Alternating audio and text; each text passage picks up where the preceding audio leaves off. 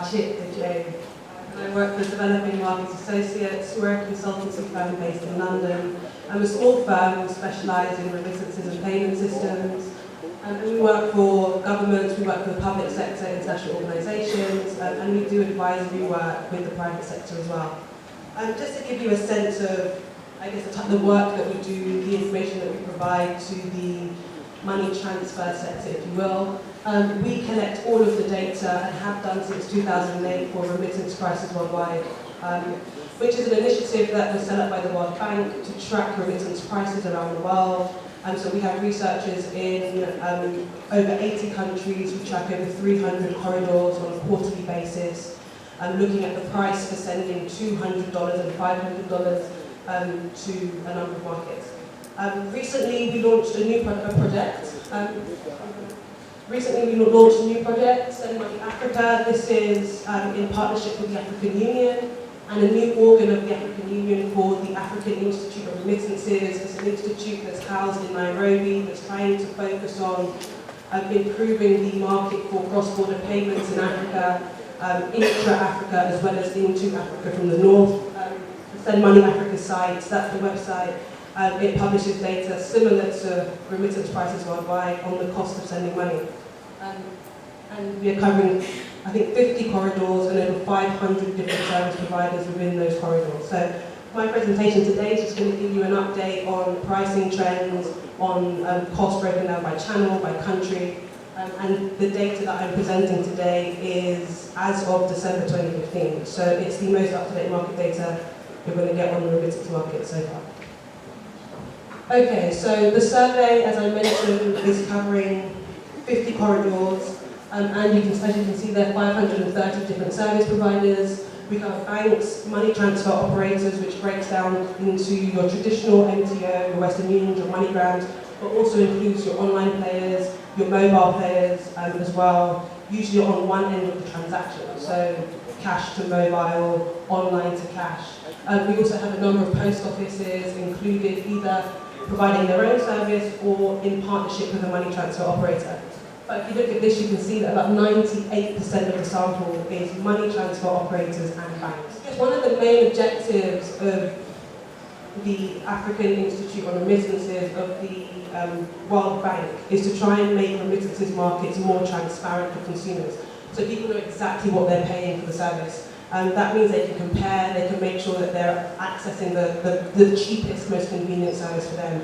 So transparency around pricing is a big goal, and it continues to be a big challenge, particularly within Africa. For the survey that we're doing for the African Institute, about 43 of the providers were not transparent. The majority of those were banks. A variety of reasons as to why their processes, the way in which they just they price, the access that tellers can get means that they can't always provide us with pricing. So that just gives you a breakdown. But there were also some money transfer operators who weren't transparent. The majority of those that weren't transparent were banks, but it's about 10% of the total sample, less than 10% of the total sample. Okay, and there's been quite a few discussions on the price of sending to and I guess within Africa. So this just gives you a bit of a trend as to where the price is moving. You'll see it's moving downwards. I noticed some people were quoting 12% as the average price for sending $200. And it's actually dropped. It's more like 8.53% as of 8.15%. Sorry, I think it is. Yeah, as of December 2015. 2 years ago it was 12%. Michael's got a question for me.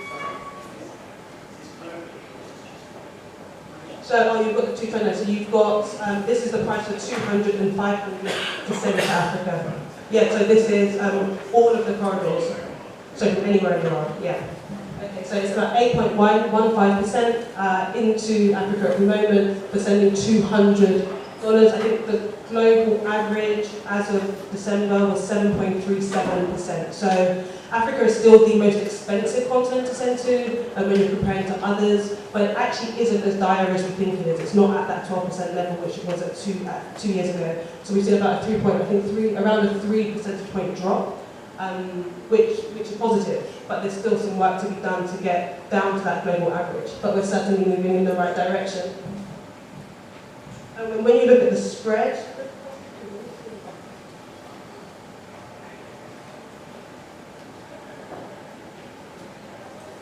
yeah, so this just gives you an overview of the spread. So the top end and the low end of the market in the way of price. When you're looking at $200, which is on the left-hand side, you can see actually the spread is quite large. It, I guess it bunches, the price bunches at the $500 mark, which would suggest that the market becomes more competitive at that send amount. My view would be that that actually reflects the banks in the sample. They tend to keep their pricing, their transaction, their fee flat. And so as the send amount increases, the proportion lowers, and so it seems as though it's cheaper. But yeah, actually that's fine. Okay, so now we come to price by the send country.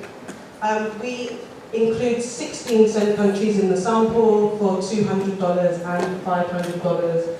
And you'll see here for the $200 amount, for both actually, the African market, so sending from Tanzania, sending from South Africa, sending from Kenya, is the most expensive in the sample. So intra-African prices are the highest. And for Tanzania, it's just above 16% of the send amount, which is pretty high. And then on the other end of the market, on the other end of the graph, you can see that the UAE, which is probably the most competitive send market in the world, is just above, is around 3% of the send amount. Slightly different makeup of countries and pricing for $500, but it tends to mirror what we're seeing for $200.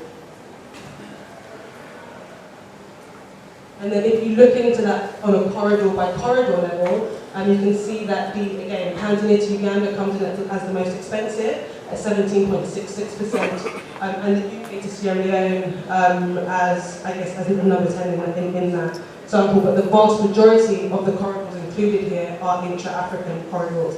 What I would say here though is that there's an increase of new technology solutions that are entering the market that actually are a lot cheaper. That high price really reflects the banks in the sample. Banks tend to be a lot more expensive. And as we're seeing kind of the rise of mobile-to-mobile account-to-account services within the Eastern African region, we're seeing prices of around 2% and increasing market share. But I think that high price certainly reflects the banks in the sample. And I would argue that if you were to take a weighted average, that price would come down. As in, if you were to account for market share, that price would probably come down quite significantly.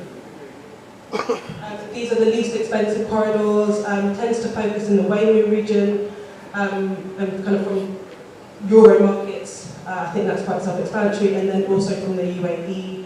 But we are seeing some very, very cheap corridors, UAE to Egypt at 3%, which is way, way, way below the global average at the moment. Okay, and kind of, I guess, speaking to my earlier point, banks are the most expensive. They're not geared towards the money transfer market. These tend to be wire transfer services, and they're not necessarily targeting that $200 price point. They're very expensive, and running these types of services are quite expensive for them. Money transfer operators, which again includes your mobile, your online services, are coming up cheaper. And if you break that out if you break it out further, you can see that mobile and online services come in really cheap at 6.26 and 6.34, well, relatively cheap, I should say. So just to kind of give you a quick overview of what we're seeing there, the data shows signs of improvement. The price has dropped faster than it has done ever in the last 2 years. We're at kind of around the 8% mark for Africa at the moment, not the 12% mark. The gap between prices going to Africa and other regions is narrowing. Intra-African prices are still quite high, but new players into the market, and as the operating environment becomes more conducive to new technology channels, I think that price is going to continue to come down. And if you look at what's happening in West Africa at the moment with a number of the mobile network operators using a hub, we're seeing massive market share in a relatively small period of time, up to 25% market share within a year. And prices of around, I think, about 2%. So, digital really has the opportunity to make indents into that intra-African market, and I would say that we should continue to track those trends to give a true reflection of actually what's happening. Other things to note, I think that's about it really. So thank you very much for listening. Happy to discuss.